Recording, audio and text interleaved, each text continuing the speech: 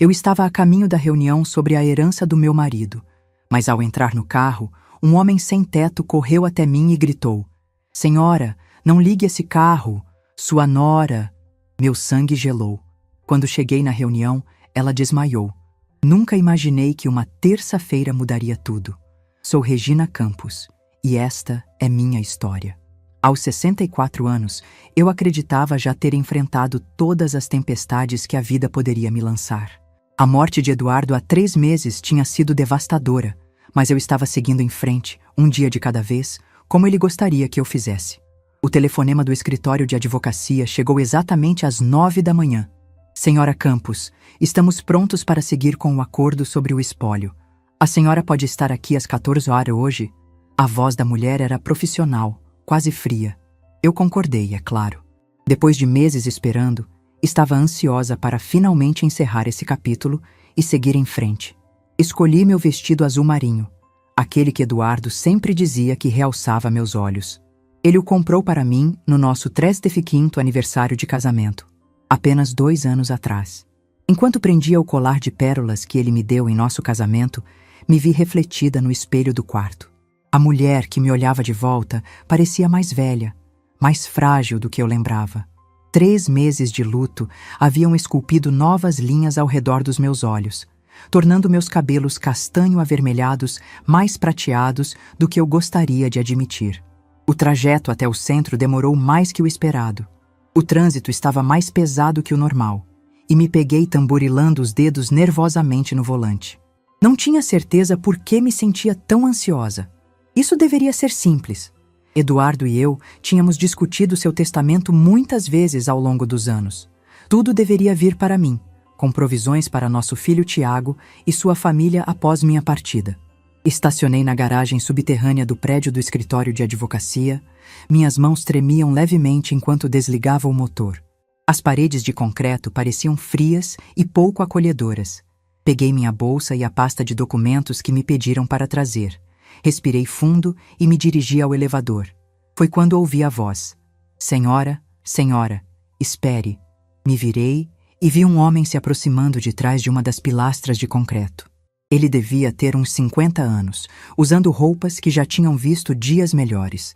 Uma jaqueta gasta, jeans desbotados, botas surradas. Seu cabelo estava despenteado e ele tinha a aparência desgastada de alguém que passava muito tempo nas ruas. Meu primeiro instinto foi continuar andando, talvez até correr. Eduardo sempre me alertou sobre ficar sozinha em estacionamentos, mas algo nos olhos dele me deteve. Não eram ameaçadores ou agressivos. Estavam preocupados, quase desesperados. "Por favor, senhora, preciso lhe contar algo importante", ele disse, mantendo uma distância respeitosa. "A senhora é Regina Campos, não é? A viúva de Eduardo?" Meu coração começou a bater forte. Como esse estranho sabia meu nome? Sabia sobre Eduardo? "Não sei quem o senhor é, mas preciso que me deixe em paz", eu disse, tentando manter a voz firme enquanto alcançava meu telefone. "Senhora, por favor. Sei como isso parece, mas eu trabalhei para Moraes e Associados lá em cima. Fui demitido há 3 semanas, mas antes de me mandarem embora, ouvi coisas sobre o testamento do seu marido. Fiquei paralisada. Moraes e Associados era o escritório de advocacia de Eduardo, o mesmo com quem eu estava prestes a me encontrar. O homem olhou nervosamente ao redor, como se verificasse se estávamos sendo observados. Sua nora, Luciana, ela tem mantido contato com certas pessoas no escritório. Existem documentos, coisas que ela mandou preparar. Minha boca ficou seca. "Do que você está falando?" "Senhora, não posso provar ainda, mas acho que ela está planejando alterar o testamento do seu marido. Ela anda dizendo que a senhora não tem capacidade mental para administrar o espólio. Ela tem prontuários médicos, declarações de pessoas alegando que a senhora tem agido confusa, esquecida." As palavras me atingiram como um golpe físico. Me apoiei na lateral do meu carro para não cair. "Isso é impossível. Nunca fui diagnosticada com nada. Estou perfeitamente bem." "Eu sei, senhora.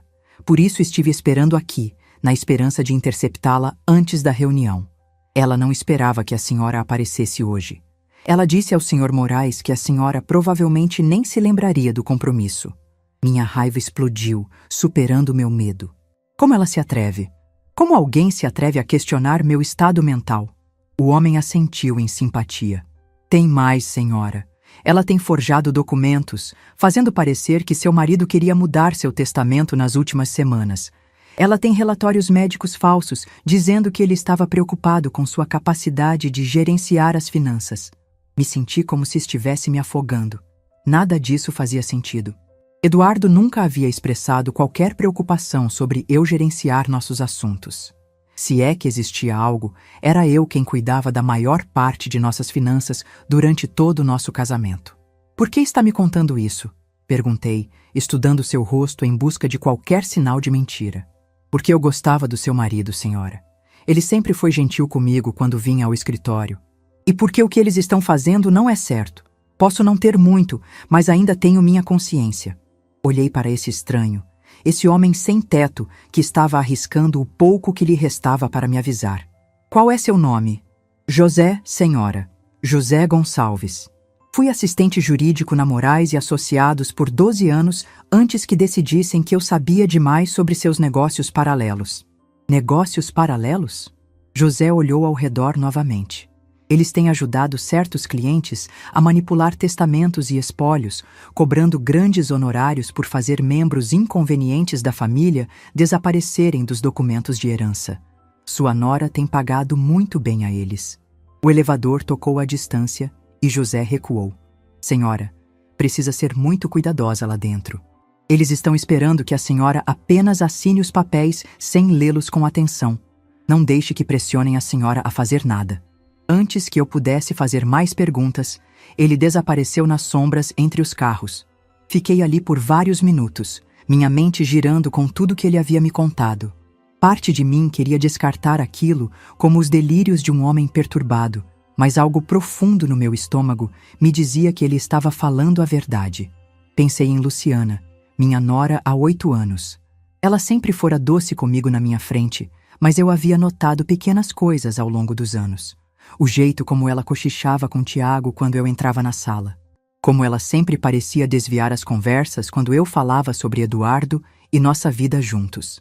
Os olhares sutis de irritação quando eu mencionava nossas lembranças. Com as mãos trêmulas, apertei o botão do elevador. Quando as portas se fecharam, vislumbrei José me observando de trás de uma pilastra, sua expressão cheia de preocupação. A subida até o 15º andar pareceu eterna. Quando as portas se abriram, entrei na luxuosa recepção de Moraes e Associados. Os móveis de mogno e as obras de arte caras, que antes me impressionavam, agora pareciam sinistros, como uma bela armadilha projetada para atrair vítimas desavisadas. Senhora Campos, disse a recepcionista com um sorriso ensaiado. Estão esperando pela senhora na sala de conferências A.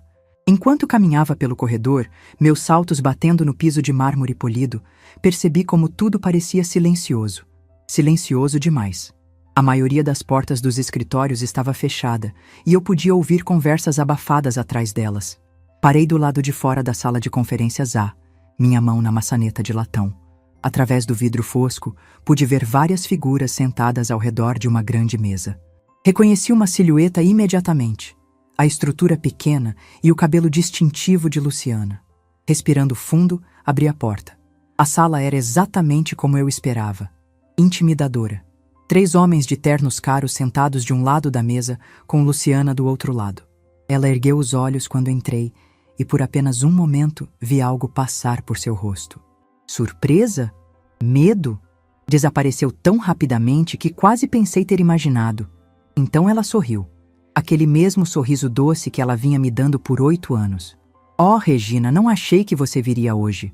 O jeito como ela disse isso confirmou tudo o que José havia me contado.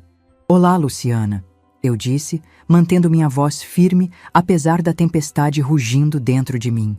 É claro que estou aqui. Isso é sobre o espólio do meu marido. O advogado principal, um homem magro com cabelos prateados e olhos frios, gesticulou para uma cadeira vazia. Senhora Campos, por favor, sente-se. Temos vários documentos que requerem sua assinatura hoje. Enquanto me sentava, notei Luciana mexendo com sua aliança de casamento, girando-a repetidamente em seu dedo.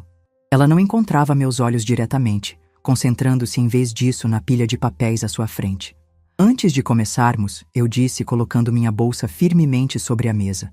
Gostaria de entender exatamente o que estamos discutindo hoje. Meu marido e eu revisamos seu testamento muitas vezes. Estou familiarizada com seus desejos. O advogado trocou um rápido olhar com seus colegas. Senhora Campos, houve alguns desenvolvimentos recentes. Seu marido fez certas alterações em seu testamento nas últimas semanas, expressando preocupações sobre... Pare, interrompi, surpreendendo a mim mesma com a firmeza na minha voz. Que tipo de preocupações? Luciana finalmente olhou para mim, seus olhos arregalados com o que parecia ser preocupação genuína.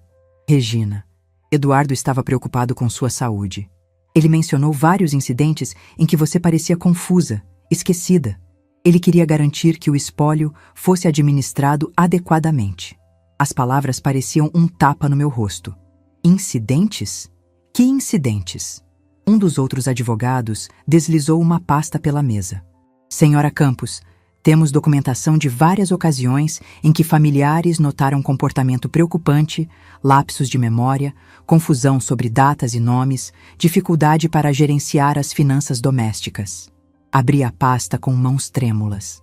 Dentro estavam o que pareciam ser relatórios médicos, declarações escritas, até fotografias. Minha respiração ficou presa quando reconheci a caligrafia de Luciana em uma das declarações datada de apenas 6 semanas atrás. Regina ficou extremamente agitada quando perguntada sobre compras no supermercado. Li em voz alta. Ela não conseguia lembrar o que havia comprado ou quanto dinheiro havia gastado. Quando Tiago tentou ajudá-la a organizar seus recibos, ela o acusou de tentar roubá-la. Minhas mãos tremiam tanto que mal conseguia segurar o papel. Isso é completamente falso. Eu nunca acusei Tiago de roubar nada. Regina, a voz de Luciana era suave, quase compadecida. Você disse essas coisas. Todos nós estávamos muito preocupados com você. É por isso que Eduardo decidiu que precisava fazer arranjos. Olhei para ela. Esta mulher que eu havia recebido na minha família, que havia se sentado à minha mesa de jantar incontáveis vezes, que havia sorrido e me abraçado em todas as reuniões de feriados. A pessoa que me olhava agora era uma estranha. Que arranjos? Consegui perguntar. O advogado principal pigarreou. Seu marido alterou seu testamento para estabelecer um fundo fiduciário. O espólio seria administrado por um curador, neste caso, seu filho, Tiago, com provisões para seus cuidados e despesas de subsistência. A sala começou a girar. Agarrei a borda da mesa para me equilibrar. Você está me dizendo que Eduardo não confiava em mim para administrar minhas próprias finanças. Não era sobre confiança, Luciana disse rapidamente. Era sobre proteção. Eduardo amava muito você, Regina. Ele só queria garantir que você fosse bem cuidada. Fechei os olhos, tentando processar o que estava acontecendo. Quando os abri novamente, notei algo que fez meu sangue gelar. No canto da sala de conferências, percebi um pequeno dispositivo de gravação. Sua luz vermelha piscando constantemente. Vocês estão gravando esta reunião? Perguntei. Os advogados pareceram desconfortáveis. É prática padrão para acordos de espólio, um deles disse. Prática padrão gravar uma viúva em luto sem seu consentimento? Antes que alguém pudesse responder, houve uma leve batida na porta. Uma secretária espiou para dentro. Senhor Moraes, tem alguém aqui para vê-lo. Ele diz que é urgente. O advogado principal franziu a testa. Estamos no meio de uma reunião. Senhor, ele diz que seu nome é José Gonçalves e que tem informações sobre este caso. Observei todo o sangue drenar do rosto de Luciana. Ela parecia que ia passar mal. Não conheço ninguém com esse nome, Moraes disse rapidamente. Diga a ele que estamos ocupados. Na verdade, eu disse, levantando-me, eu gostaria de ouvir o que o Sr. Gonçalves tem a dizer. Regina, não acho que isso seja necessário, Luciana disse, sua voz mais aguda que o normal. Devemos apenas focar em passar por esses documentos. Mas era tarde demais. José apareceu na porta, parecendo mais limpo do que estava no estacionamento, mas ainda obviamente deslocado no caro escritório de advocacia. Senhora Campos, ele disse, acenando respeitosamente para mim. Sinto muito interromper, mas tenho algo que a senhora precisa ver. Moraes levantou-se abruptamente. Senhor, você está invadindo. Vou chamar a segurança. Vá em frente, José disse calmamente. Mas primeiro, a senhora Campos deve saber que tenho cópias dos documentos originais, os verdadeiros, de antes que fossem alterados. A sala ficou em silêncio mortal. Eu podia ouvir meu próprio coração batendo nos meus ouvidos.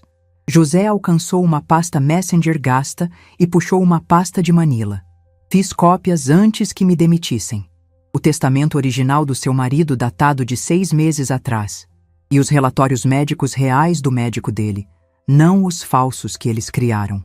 Luciana, de repente, se levantou, cambaleando levemente.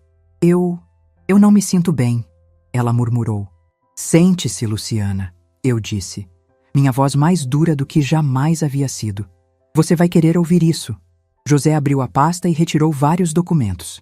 Senhora Campos, seu marido nunca alterou seu testamento. Essas pessoas, ele gesticulou para os advogados, têm trabalhado com sua nora para criar documentos falsos. Eles forjaram a assinatura do seu marido e fabricaram relatórios médicos para fazer parecer que ele questionava sua capacidade mental. Isso é absurdo, Moraes protestou. Este homem está claramente perturbado. Temos testemunhas das preocupações do Sr. Campos sobre a condição de sua esposa. Você quer dizer as testemunhas que seu escritório pagou? José perguntou calmamente. Tenho os recibos desses pagamentos também. Luciana fez um pequeno gemido e, de repente, caiu de volta em sua cadeira, seu rosto branco como papel. Por um momento, pensei que ela havia desmaiado, mas seus olhos ainda estavam abertos, movendo-se freneticamente pela sala como um animal encurralado. Por quê? Perguntei a ela, minha voz pouco mais que um sussurro. Por que você faria isso comigo? A boca de Luciana abriu e fechou várias vezes antes que qualquer palavra saísse. Nós, Tiago e eu temos dívidas, Regina. A casa, o negócio dele, tudo está hipotecado ao limite. Vocês precisavam roubar de mim, completei por ela. José colocou o testamento original na minha frente. Senhora Campos, este é o testamento real do seu marido. Assinado e testemunhado adequadamente. Tudo o que ele possuía vai para a senhora, exatamente como a senhora acreditava. Olhei para a assinatura familiar de Eduardo, aquela que eu o tinha visto escrever milhares de vezes durante nossos 42 anos de casamento. Vê-la ali, real e inalterada, trouxe lágrimas aos meus olhos. Há quanto tempo você está planejando isso? Perguntei a Luciana. Ela estava chorando agora, rímel escorrendo por suas bochechas. Não era para machucar você. Íamos garantir que você estivesse confortável. O fundo fiduciário teria fornecido tudo o que você precisasse. Enquanto vocês controlassem cada centavo, eu disse. Moraes estava freneticamente embaralhando papéis, provavelmente tentando esconder evidências. Senhora Campos, acho que houve um mal-entendido. Talvez devêssemos reagendar esta reunião. Não, eu disse com firmeza. Vamos terminar isso agora mesmo. Olhei ao redor da sala para essas pessoas que tinham tentado me roubar do presente final do meu marido. Não apenas seu dinheiro, mas sua confiança. A mulher que havia sorrido para mim enquanto tramava pelas minhas costas. Os advogados que estavam dispostos a falsificar documentos pelo preço certo. Mas também olhei para José, este homem que não tinha nada a ganhar e tudo a perder ao falar por mim. Um homem que havia arriscado a pouca estabilidade que lhe restava para garantir que eu soubesse a verdade. O que acontece agora? Perguntei a ele. José olhou para os advogados com nojo. Agora chamamos a polícia. Enquanto ele pegava seu telefone, Luciana soltou um pequeno soluço e caiu para frente, finalmente desmaiando de verdade desta vez. Mas eu não sentia simpatia por ela. A mulher que acabara de desmaiar não era a nora que eu pensava conhecer. Era uma estranha que estivera usando o rosto de minha nora por 8 anos, e eu estava prestes a descobrir quão profunda era sua traição. A polícia chegou em 20 minutos, mas esses 20 minutos pareceram horas. Luciana havia recuperado a consciência e estava sentada cabisbaixa em sua cadeira, não se dando mais ao trabalho de manter sua fachada inocente. A mulher doce que eu conhecia há 8 anos havia desaparecido completamente, substituída por uma estranha cujos olhos evitavam os meus. Os advogados permaneciam em silêncio tenso, claramente calculando suas opções legais e as possíveis consequências. A detetive Sarah Chen era uma mulher por volta da minha idade, com olhos gentis mas afiados que pareciam absorver tudo de uma só vez. Ela escutou pacientemente enquanto José explicava o que sabia, examinando os documentos que ele havia trazido com calma profissional. Senhora Campos, ela disse após analisar tudo, vou precisar que a senhora me conte sobre seu relacionamento com sua nora. Comece do início. Me vi pensando em 8 anos atrás, quando Tiago trouxe Luciana para nos conhecer. Ela tinha 25 anos na época, trabalhava como auxiliar de dentista e parecia doce e genuinamente apaixonada pelo meu filho. Eduardo e eu a recebemos de braços abertos. Ela era perfeita, contei a detetive Chen. Perfeita demais, percebo agora. Sempre dizia exatamente o que queríamos ouvir.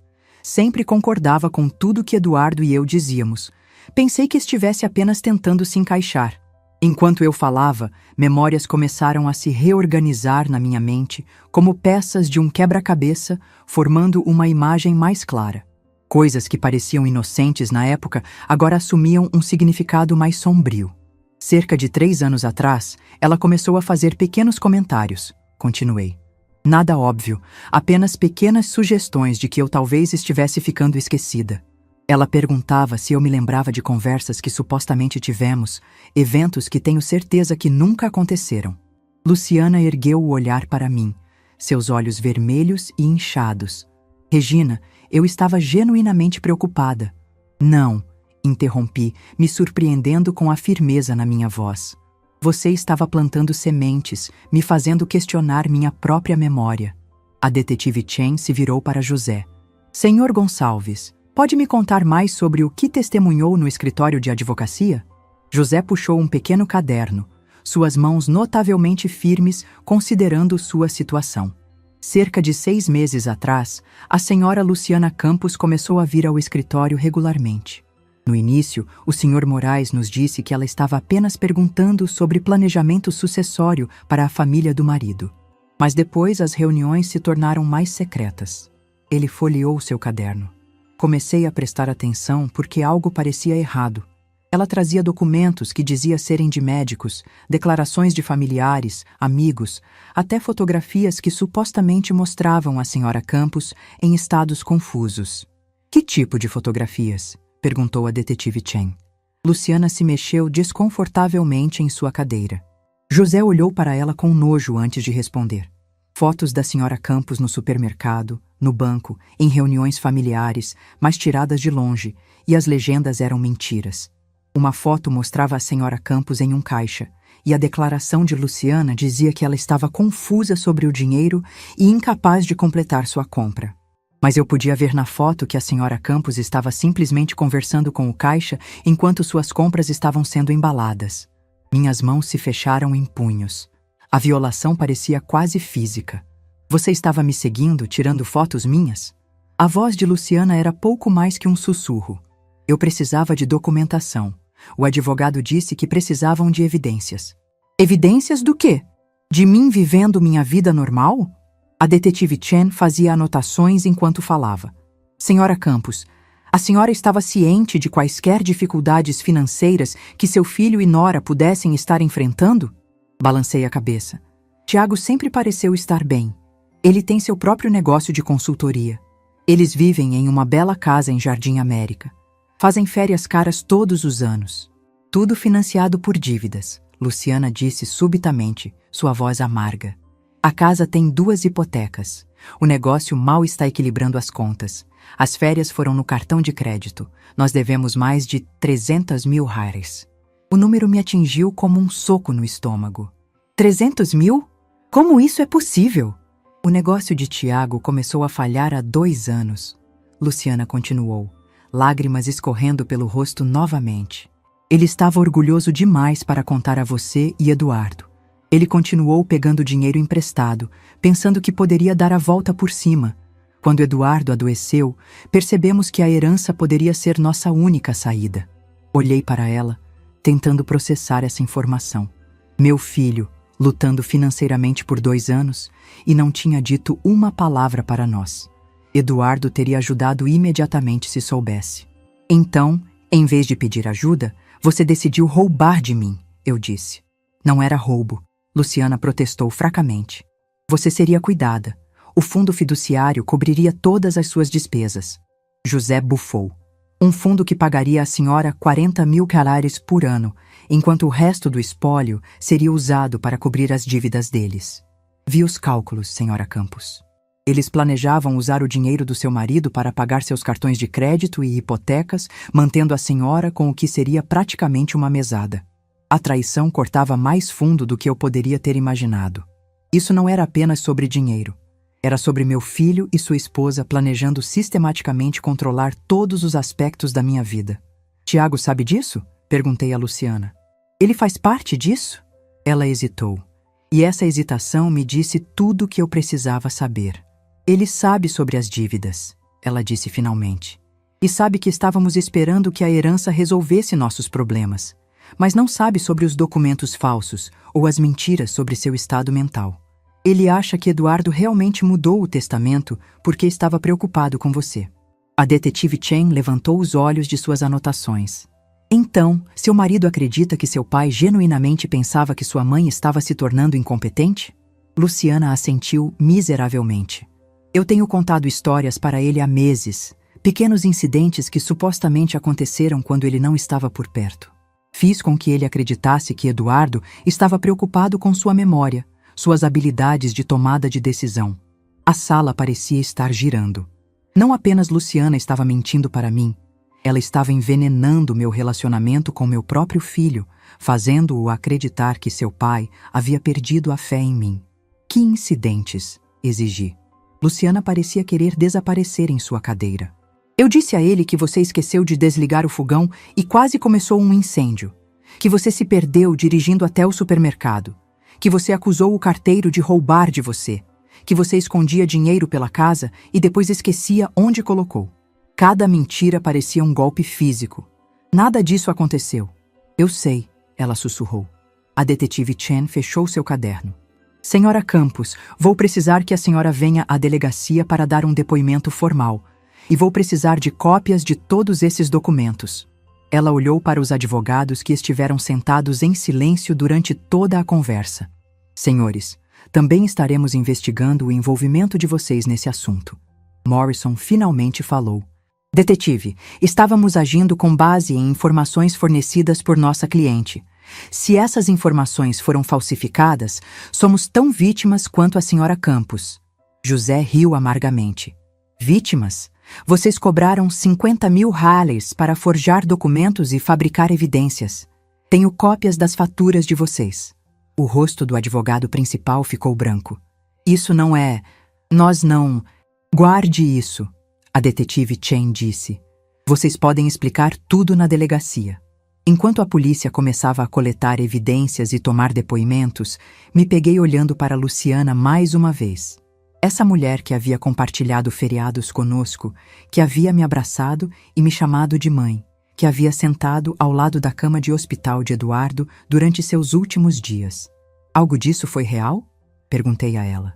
Os últimos 8 anos, os jantares em família, as conversas que tivemos, algo disso foi real? Luciana olhou para mim com lágrimas genuínas nos olhos. No início, sim. Quando conheci Tiago, quando nos casamos, eu realmente me importava com você e Eduardo. Mas quando os problemas de dinheiro começaram a piorar, quando percebemos quanto o espólio valia, ela não terminou a frase, mas não precisava. Eu entendi. Em algum momento ao longo do caminho, seu amor pelo meu filho havia se transformado em algo mais sombrio. O desespero a transformou da mulher que genuinamente se importava com nossa família em alguém disposto a me destruir para se salvar. Enquanto a detetive Chen se preparava para levar todos embora, percebi algo que me gelou até os ossos. Se José não tivesse me alertado, se ele não tivesse arriscado tudo para me contar a verdade, eu teria entrado nesta reunião completamente despreparada. Eu teria assinado aqueles papéis, acreditando que meu amado Eduardo havia perdido a fé em mim em suas últimas semanas. Eu teria passado o resto da minha vida pensando que meu marido havia morrido, acreditando que eu era incompetente. Enquanto seu dinheiro era usado para pagar pelas próprias mentiras que o convenceram de que não se podia confiar em mim, O pensamento era tão horroroso que tive que me sentar novamente, minhas pernas de repente fracas demais para me sustentar. Mas então, olhei para José, este improvável anjo da guarda que me salvou de um destino pior que perder minha herança. Ele havia me devolvido algo infinitamente mais precioso, a verdade sobre a fé de Eduardo em mim. Agora eu tinha que decidir o que fazer com essa verdade. Depois que todos saíram escoltados pela polícia, fiquei sozinha na sala de conferências por um momento. O silêncio era ensurdecedor. A realidade do que acabara de acontecer começou a afundar. Minha própria nora, com a possível cumplicidade do meu filho, tinha tentado me declarar mentalmente incompetente. Eles estavam dispostos a destruir minha dignidade, minha independência, minha própria percepção de mim mesma, tudo por dinheiro. Peguei o testamento original que José havia trazido. A assinatura de Eduardo parecia sorrir para mim da página. Passei os dedos sobre ela, lembrando do homem que a fez. Eduardo sempre dizia que a força de nosso casamento era a confiança. Sem confiança não há amor verdadeiro, Regina, ele costumava dizer. E ele havia confiado em mim até o fim. Uma estranha calma me envolveu. A traição doía, profundamente. Mas havia algo libertador em finalmente ver a verdade. As pessoas mostram quem realmente são em momentos de crise. Luciana e os advogados haviam mostrado sua verdadeira natureza. E José, este estranho que eu havia acabado de conhecer, também havia revelado seu caráter. Quando saí do escritório, José estava esperando no corredor. Ele parecia hesitante, inseguro se sua presença ainda era bem-vinda, agora que a tempestade havia passado. Senhora Campos, ele disse, a senhora está bem? Olhei para ele, este homem que arriscou o pouco que tinha para defender uma estranha. Não, respondi honestamente. Não estou bem, mas vou ficar. Ele assentiu, compreendendo. Por que você se importou? Perguntei. Por que arriscar tudo para me ajudar? José olhou para as próprias mãos antes de responder. Minha mãe morreu aos 68 anos. Ela sofria de Alzheimer e vi como as pessoas a tratavam quando ela começou a esquecer, como se de repente ela fosse menos humana. Quando vi o que estavam planejando fazer com a senhora, usar a mesma tática para tirar proveito de uma pessoa saudável, não consegui ficar calado. Sua honestidade me tocou profundamente. Estendi minha mão e apertei seu braço. Obrigada, José. Não tenho palavras para expressar minha gratidão. A senhora não precisa me agradecer. Só queria fazer a coisa certa. Enquanto caminhávamos juntos para o elevador, percebi que esta não era o fim da história, mas o começo de algo novo. Havia ainda muito a resolver. Confrontar Tiago, lidar com as consequências legais do esquema de Luciana e descobrir como seguir em frente. A verdade, por mais dolorosa que fosse, era preferível a viver em uma mentira cuidadosamente construída. O elevador desceu silenciosamente para o térreo. Quando as portas se abriram, José perguntou: para onde a senhora vai agora?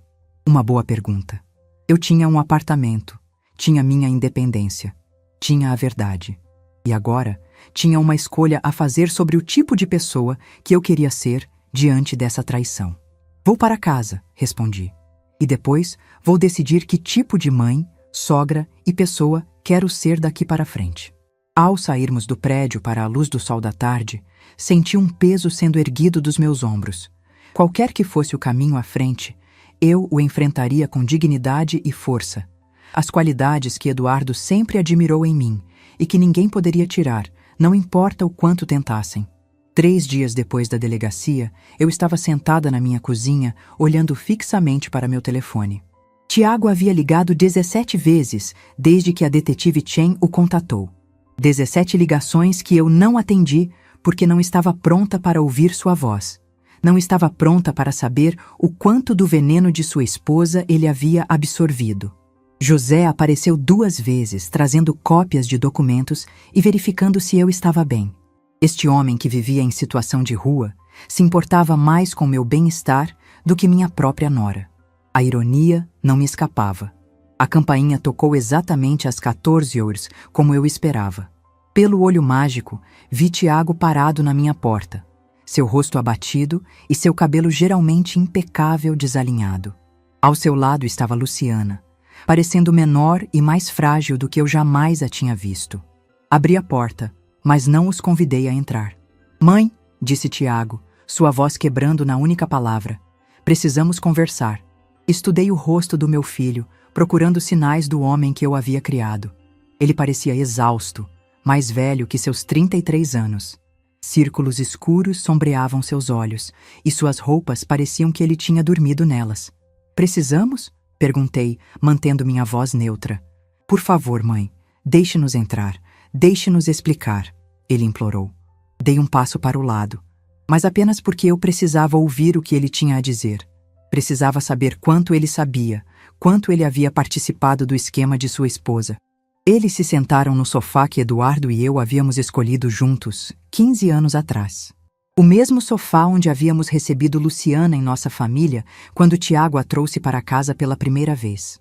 O mesmo sofá onde compartilhamos incontáveis momentos familiares que agora pareciam manchados por mentiras. Tiago começou sem rodeios. A detetive Chen me contou tudo. Sobre os documentos falsos, os relatórios médicos forjados, as mentiras sobre papai mudar o testamento. Permaneci de pé, meus braços cruzados. E eu não tinha ideia, mãe, juro por tudo que é mais sagrado. Não tinha ideia de que Luciana estava fazendo nada disso. Olhei para ele atentamente. Este filho que eu havia dado à luz, criado, amado incondicionalmente por 33 anos. Mas você sabia sobre as dívidas. Seu rosto se contorceu. Sim, estamos afundando, mãe. O negócio está falhando. Devemos dinheiro para todo mundo. E eu estava envergonhado demais para contar para você e papai. Continuei pensando que poderia dar a volta por cima, que poderia reverter a situação antes que vocês precisassem saber. Então, quando Eduardo ficou doente, vocês começaram a pensar na herança. Tiago estremeceu como se eu tivesse dado um tapa nele. Não assim. Não do jeito que você está fazendo parecer. De que jeito, então? Luciana falou pela primeira vez desde que entrou na minha casa. Tiago, conte a verdade para ela. Toda ela. Ele passou as mãos pelo cabelo. Quando papai recebeu o diagnóstico, quando soubemos que ele tinha apenas meses de vida, comecei a entrar em pânico sobre o que aconteceria com você depois que ele se fosse. Você ficaria sozinha naquela casa grande, gerenciando tudo sozinha. Tenho 64 anos, Tiago, não 94. Eu sei, mas Luciana começou a apontar pequenas coisas, momentos em que você parecia confusa ou esquecida. Ela disse que papai havia mencionado estar preocupado com você. Senti minha raiva aumentar. Que pequenas coisas! Tiago pareceu desconfortável. Como quando você esqueceu nossos planos de jantar no último Natal, ou quando você não conseguia lembrar o nome do cachorro novo do vizinho, ou quando você colocou o leite na despensa em vez da geladeira. Olhei para ele incrédula. Tiago, você cancelou o jantar de última hora porque Luciana ficou doente. O cachorro do vizinho se chama Caramelo. E eu sabia disso perfeitamente bem. E colocar o leite na despensa uma vez depois de trabalhar no jardim por 3 horas não me torna senil. A confusão no rosto dele era genuína. Ele olhou de mim para Luciana e de volta para mim. Mas Luciana disse... Luciana mentiu, eu disse categoricamente. Sobretudo, Luciana estava chorando novamente. Lágrimas silenciosas escorrendo pelo rosto. Eu distorci as coisas. Ela sussurrou. Peguei momentos normais do dia a dia e os fiz parecer sintomas de demência. Fiz você ver problemas que não existiam. Tiago parecia alguém que tivesse acabado de perder o chão sob os pés. Por que você faria isso? Porque eu estava desesperada, disse Luciana. Porque estávamos perdendo tudo. E pensei que, se você acreditasse que sua mãe precisava de ajuda para administrar o espólio, talvez você estivesse mais disposto a deixar a gente cuidar das coisas por ela. Cuidar das coisas? Eu repeti. Você quer dizer roubar de mim? Não, Luciana protestou fracamente. Teríamos cuidado de você. Teriam me mantido sob seu controle, eu disse. 40. 000 por ano enquanto vocês usavam o dinheiro de Eduardo para pagar seus cartões de crédito e hipotecas. A cabeça de Tiago se ergueu rapidamente. Do que você está falando? Pergunte à sua esposa sobre o fundo fiduciário que ela pediu aos advogados para preparar. Pergunte a ela quanto do espólio seria usado para pagar suas dívidas enquanto eu vivia com uma mesada. Observei enquanto o entendimento surgia no rosto de Tiago. O horror, a percepção de quão completamente ele havia sido manipulado por sua própria esposa. Luciana, ele disse, sua voz mal audível. Diga que ela está errada. Luciana não conseguia encontrar os olhos dele. O advogado disse que era a melhor maneira de proteger os interesses de todos. Os interesses de todos. Tiago explodiu, levantando-se do sofá. Você estava planejando roubar a herança da minha mãe. Estávamos afundando, Luciana gritou de volta, sua compostura finalmente quebrando completamente. Seu negócio estava falhando. Devíamos dinheiro para todo mundo e você era orgulhoso demais para pedir ajuda. Eu estava tentando nos salvar destruindo minha mãe. A dor crua na voz de Tiago cortou através da minha raiva. Eu podia vê-lo percebendo não apenas o que Luciana havia feito, mas como ela havia usado seu amor por mim contra nós dois. Como ela o havia tornado cúmplice em duvidar de sua própria mãe enquanto acreditava que estava me protegendo. Tiago, eu disse suavemente. Sente-se. Ele afundou de volta no sofá, parecendo um homem que acabara de descobrir que toda sua vida era construída sobre mentiras. Quero que vocês entendam uma coisa, continuei. Seu pai nunca duvidou de mim. Nem uma vez, nem nunca. O testamento dele nunca foi alterado. Ele nunca questionou minha capacidade de administrar nossos assuntos. O homem que você conhecia, o pai que o criou, aquele homem confiava em mim completamente até o dia em que morreu. Tiago se desfez então, soluçando como fazia quando era menino. Sinto muito, mãe. Sinto muito. Acreditei nela. Deveria ter conhecido você melhor. Deveria mesmo, concordei. Mas ela era muito boa no que fazia. Olhei para Luciana, que estava encarando suas mãos em seu colo. Há quanto tempo você vem planejando isso? Quando decidiu que eu era o inimigo? Você nunca foi o inimigo, ela disse. Mas quando as dívidas começaram a se acumular, quando percebemos que poderíamos perder tudo, comecei a ver a herança do seu marido de maneira diferente. O espólio de Eduardo vale mais de 2 milhões de reais, Regina. Esse dinheiro poderia resolver todos os nossos problemas. Esse dinheiro era o trabalho da vida de Eduardo. Dinheiro que ele economizou para que eu pudesse viver confortavelmente depois que ele se fosse. Você não precisa de 2 milhões, disse Luciana, um lampejo de seu antigo ressentimento aparecendo. Você vive simplesmente, não viaja, não gasta dinheiro em coisas caras. Esse dinheiro ficaria parado enquanto perderíamos nossa casa, nosso carro, tudo pelo que trabalhamos. E aí estava, a verdadeira Luciana. A mulher que acreditava que ela merecia mais o dinheiro de Eduardo do que eu porque ela o gastaria enquanto eu o economizaria.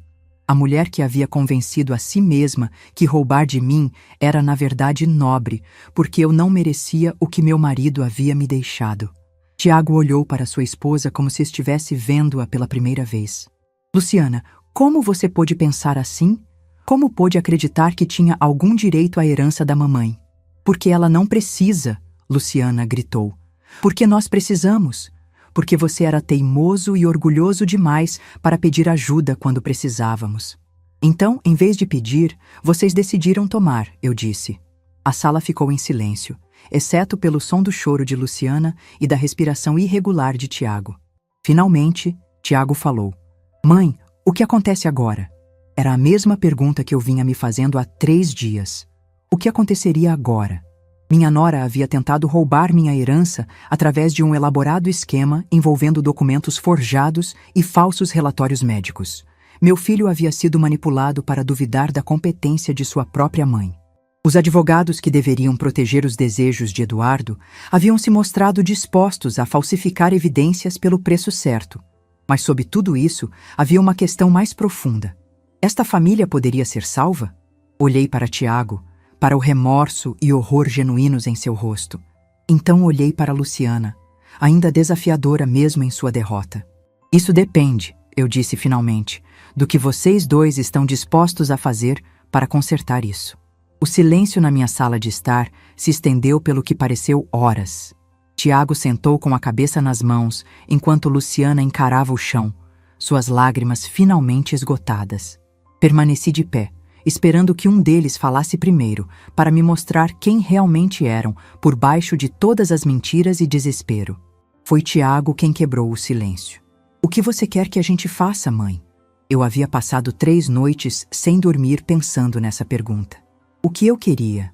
Justiça? Vingança? Ou algo mais difícil de definir? A restauração de uma confiança que poderia ser impossível de reconstruir? Quero a verdade, eu disse. Toda ela. Cada mentira, cada manipulação, cada momento em que você escolheu duvidar de mim em vez de confiar em mim. Tiago levantou a cabeça, seus olhos vermelhos e inchados. Vou te contar tudo o que sei, mas mãe, eu juro para você. Pensei que estava te protegendo. Luciana me convenceu que papai estava preocupado com sua memória, que ele queria garantir que você fosse bem cuidada. Como? Eu perguntei. O que exatamente ela te contou? Tiago olhou para sua esposa, que ainda não levantaria os olhos do chão. Ela disse que papai havia mencionado isso para ela durante uma de suas consultas médicas, que ele estava preocupado em deixar você sozinha com tanta responsabilidade. Senti um arrepio percorrer minha espinha. Luciana esteve com Eduardo em suas consultas médicas. Quando? Perguntei. Às vezes, Tiago disse, quando eu não conseguia sair do trabalho, ela se oferecia para levá-lo, para ajudá-lo a acompanhar seus medicamentos e consultas. Me virei para olhar para Luciana. Você usou a doença do meu marido como uma oportunidade para manipular meu filho. Finalmente, ela olhou para mim. Eduardo nunca disse nada sobre estar preocupado com você. Mas ele estava tão fraco durante aqueles últimos meses, tão dependente de todos ao seu redor. Isso tornava fácil sugerir que talvez ele devesse estar pensando sobre o que aconteceria com você depois que ele se fosse. Sugerir para quem? Exigi. Para Tiago. Eu fazia comentários quando chegávamos em casa das consultas.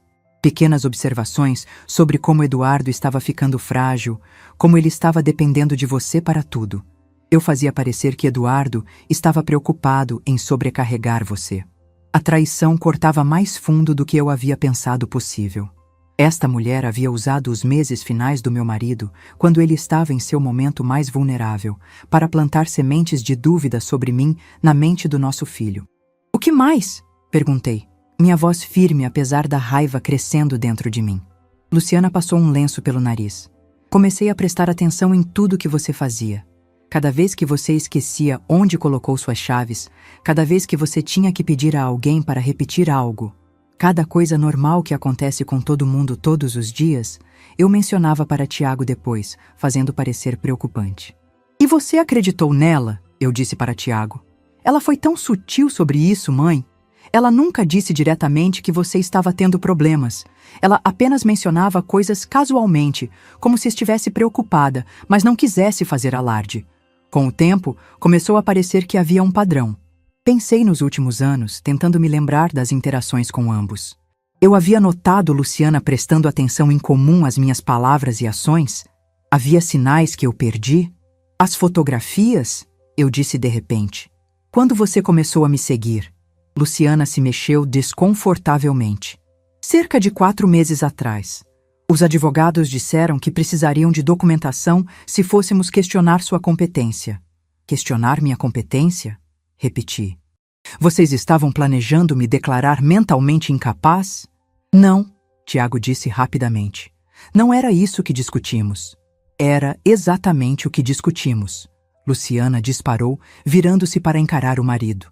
Tiago, pare de fingir que não sabia do que se tratava. Conversamos sobre criar uma curatela, sobre garantir que sua mãe estivesse protegida de tomar más decisões financeiras. Tiago pareceu atordoado.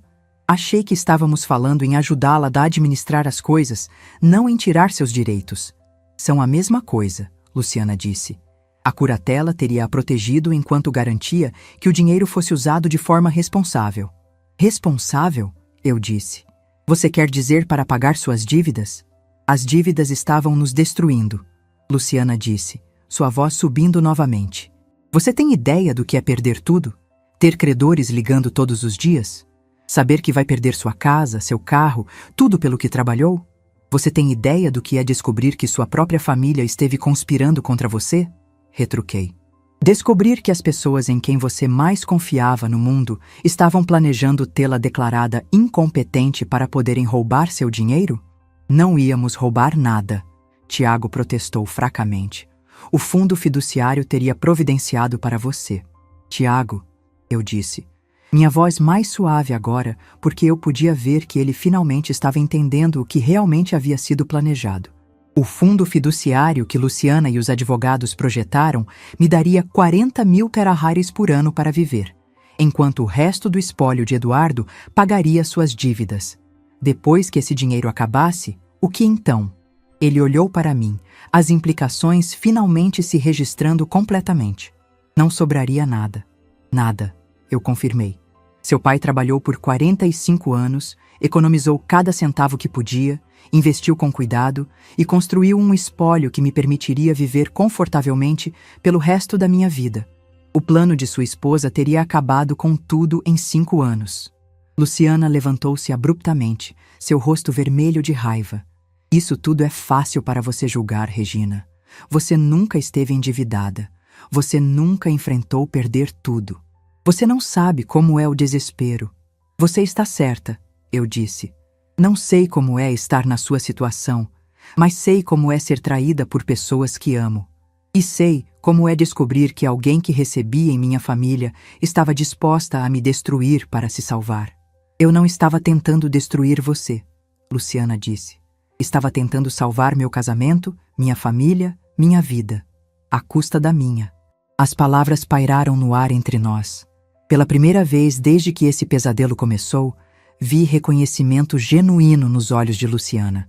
Ela finalmente entendeu o que havia feito, o que esteve disposta a fazer. Tiago levantou-se e caminhou até a janela, olhando para o jardim que Eduardo e eu havíamos plantado juntos 20 anos atrás. O que acontece conosco agora, mãe? Com nossa família? Era a pergunta que eu vinha temendo, porque a verdade era que eu não sabia se poderíamos superar isso. Confiança, uma vez quebrada tão completamente, poderia ser impossível de reparar.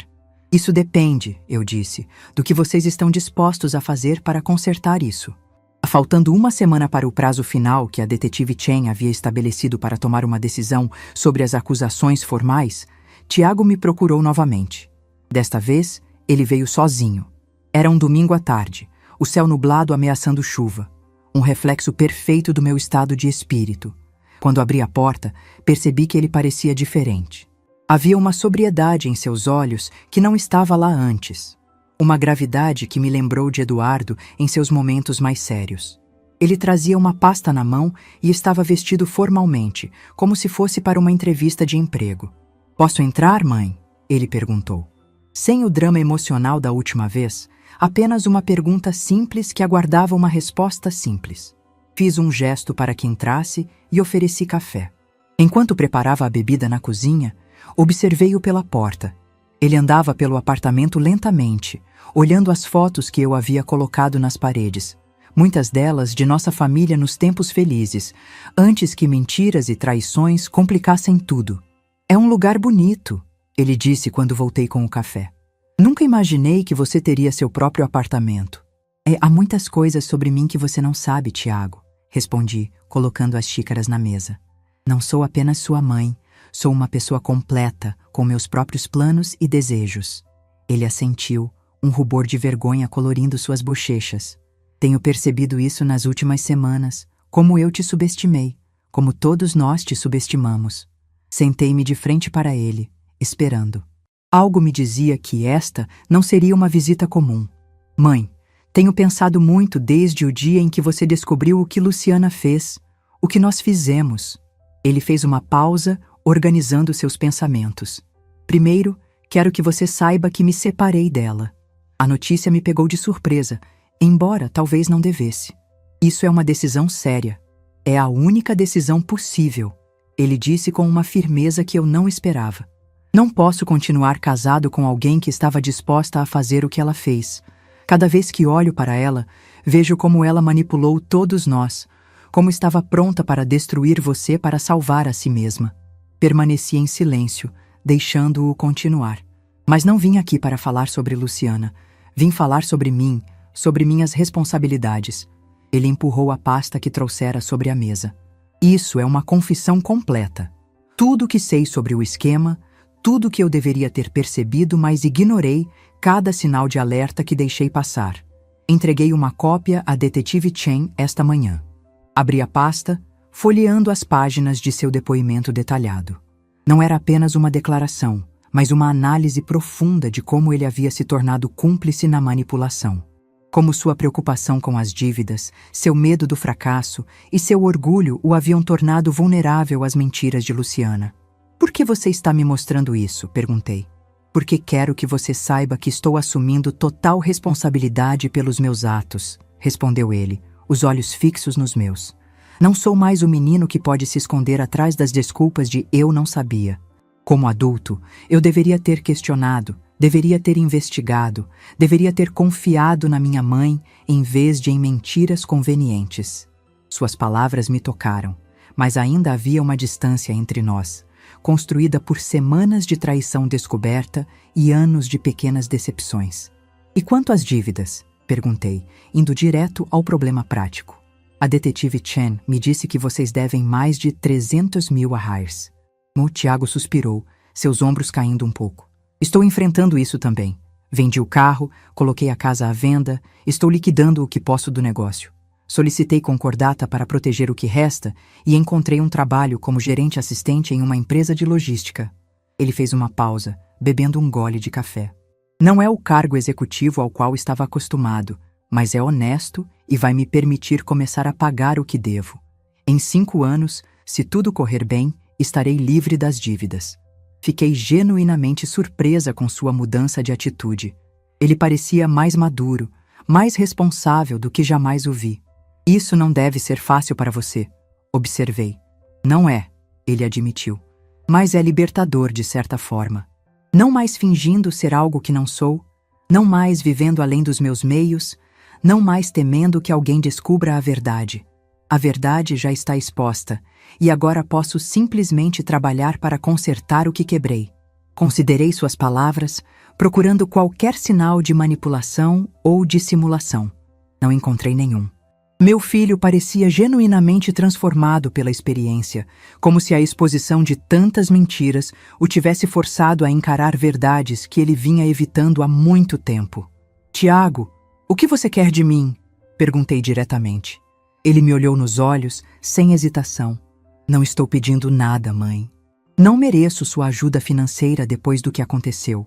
E sei que a confiança que quebrei não pode ser restaurada da noite para o dia, se é que pode ser restaurada algum dia."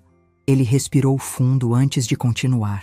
"Se estou aqui hoje, é apenas para que você saiba que, independentemente do que decida fazer, se optar por apresentar acusações formais contra mim, contra Luciana, contra todos nós, vou aceitar as consequências. Não vou fugir, não vou me esconder, não vou culpar ninguém além de mim mesmo." Algo em suas palavras me tocou profundamente. Não era apenas o que ele estava dizendo, mas como estava dizendo. Havia uma dignidade em sua postura que me lembrava tanto de Eduardo que quase doía. "As crianças", eu disse, pensando em meus netos de repente. "Lucas com 12 anos e Sofia com 10. Como elas estão lidando com tudo isso?" Uma sombra de dor cruzou seu rosto. "Está sendo difícil. Elas não entendem completamente o que está acontecendo. Apenas sabem que papai e mamãe não estão mais juntos, que estamos vendendo a casa, que as coisas estão mudando. Tento protegê-las do pior, mas elas são inteligentes, percebem mais do que mostramos. Elas sabem sobre meu envolvimento, sobre o que Luciana tentou fazer comigo?" Tiago balançou a cabeça. "Não nos detalhes, não. Elas só sabem que houve um desentendimento sério sobre o testamento do vovô. Luciana, ela tem dito coisas às crianças, insinuações de que você está sendo difícil, que não quer ajudar a família." Senti um aperto no peito. Mesmo agora, Luciana continuava manipulando, usando as crianças como armas. "E o que você diz a elas?" "A verdade, dentro do que podem entender na idade delas.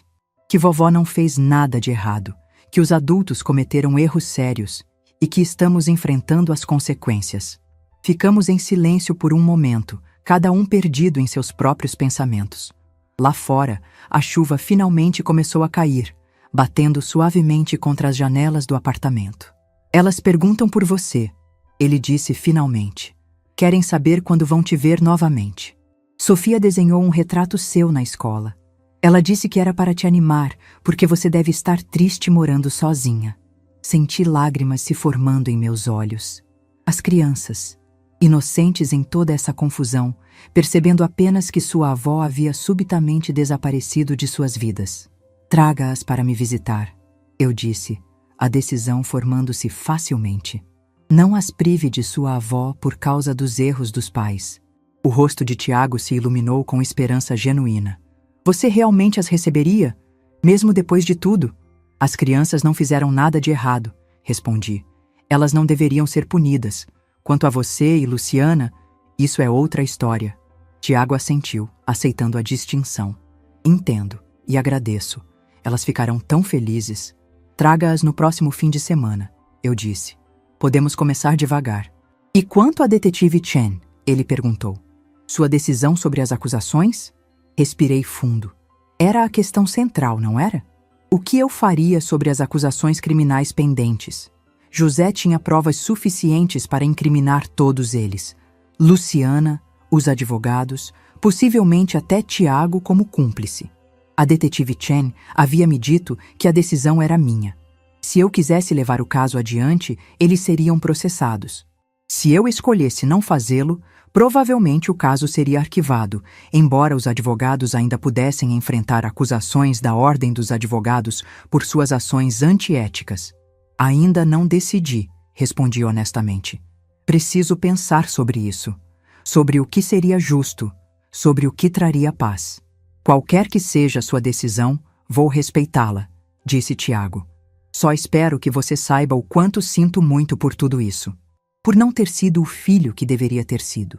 Por ter permitido que isso acontecesse. Ele parecia tão jovem naquele momento, tão vulnerável.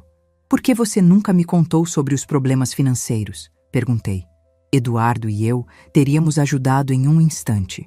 Tiago olhou para suas mãos. Orgulho, principalmente. Queria provar que podia ser bem-sucedido por conta própria, que podia construir algo sem a ajuda de vocês.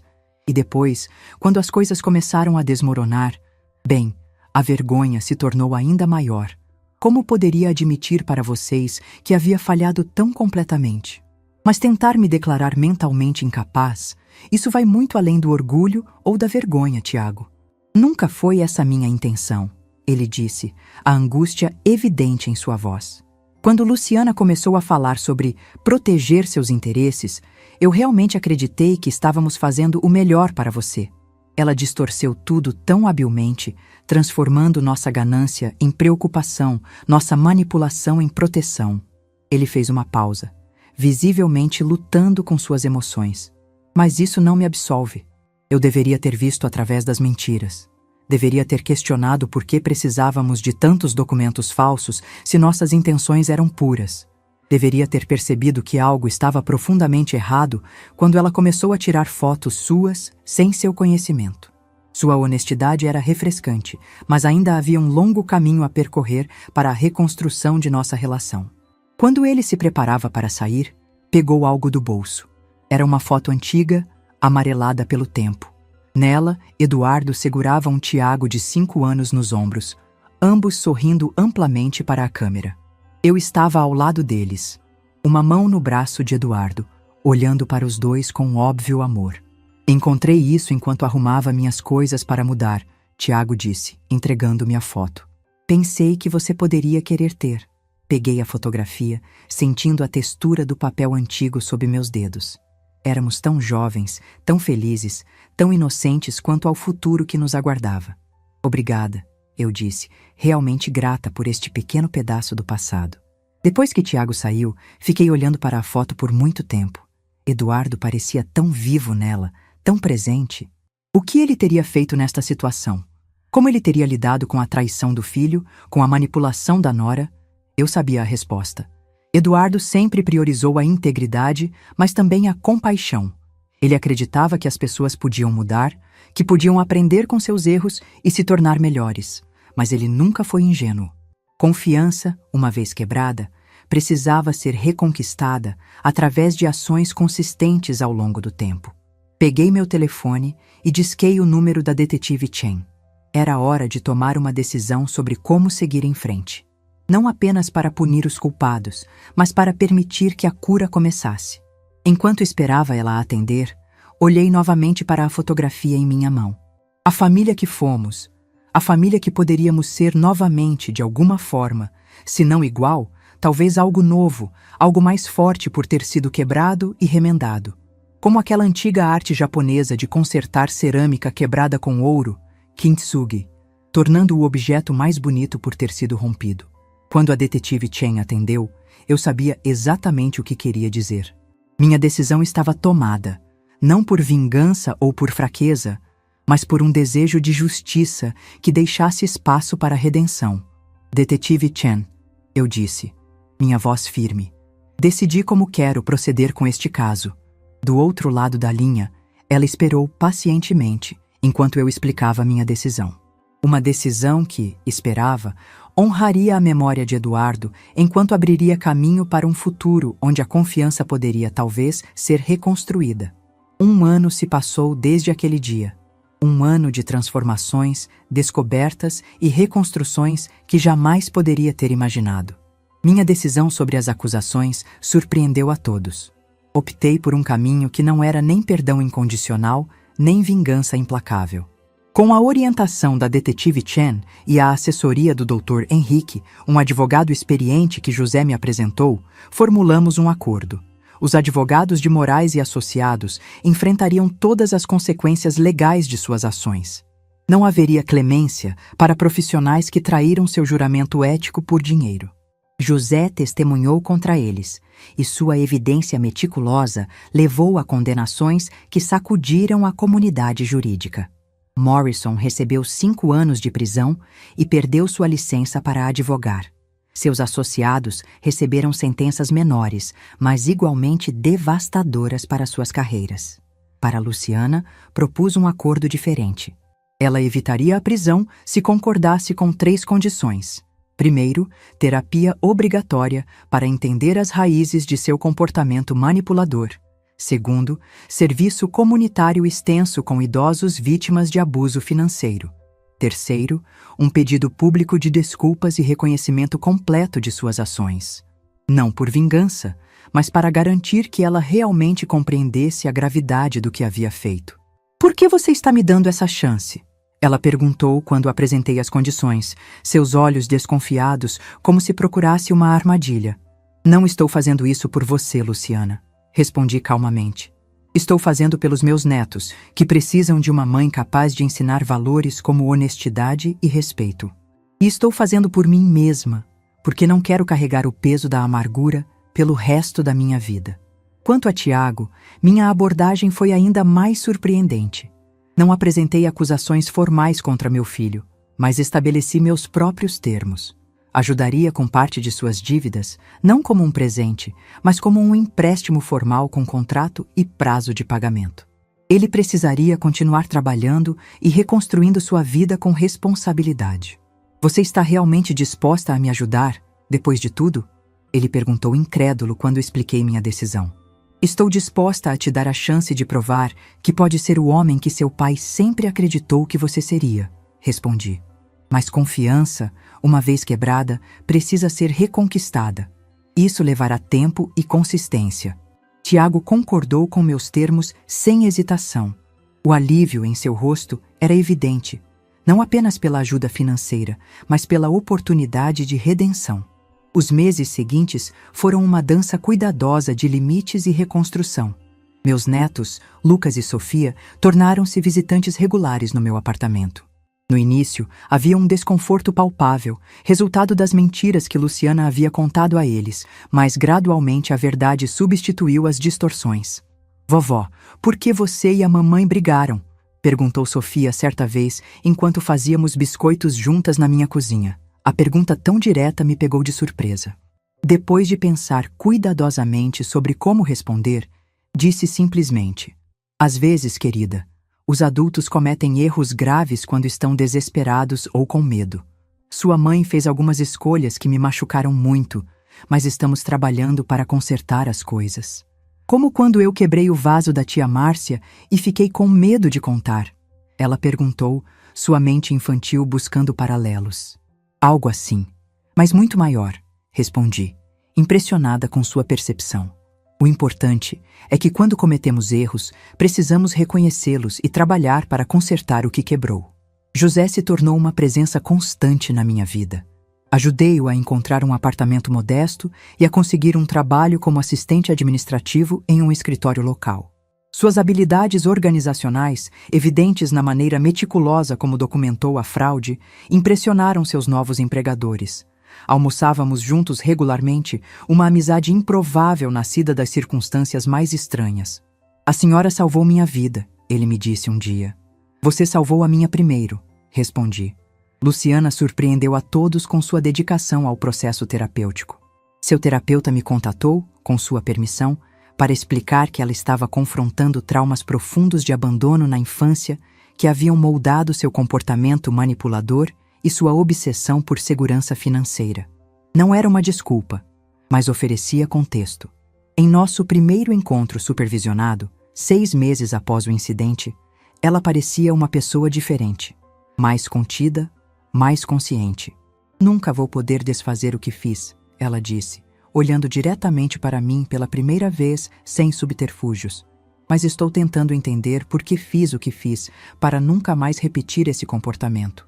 Não foi fácil e nem sempre linear. Houve recaídas, momentos de tensão, dias em que a desconfiança ressurgia com toda a força.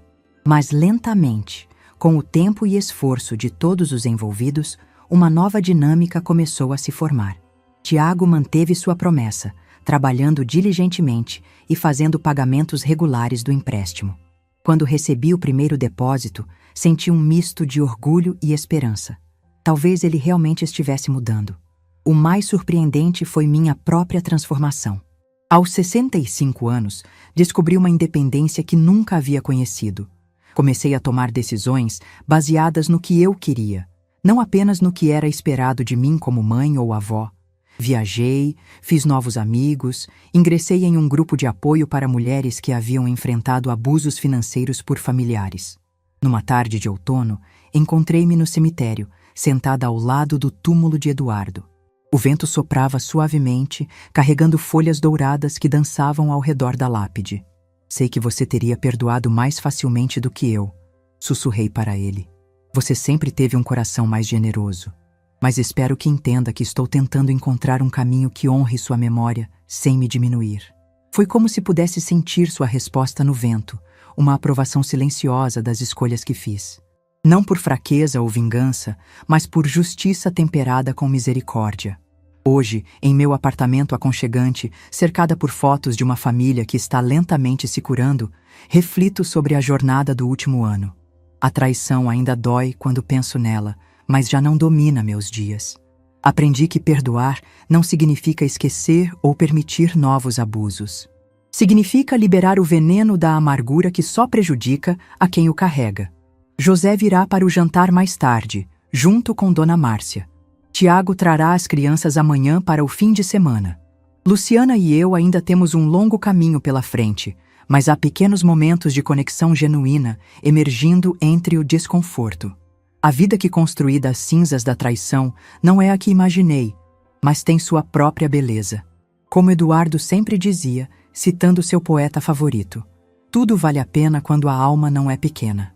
E minha alma, depois de tudo isso, se expandiu de maneiras que nunca imaginei possível. Se essa história tocou seu coração, deixe seu like, se inscreva no canal e comente aqui embaixo. No meu lugar, o que você faria? Sua mensagem pode iluminar o dia de alguém.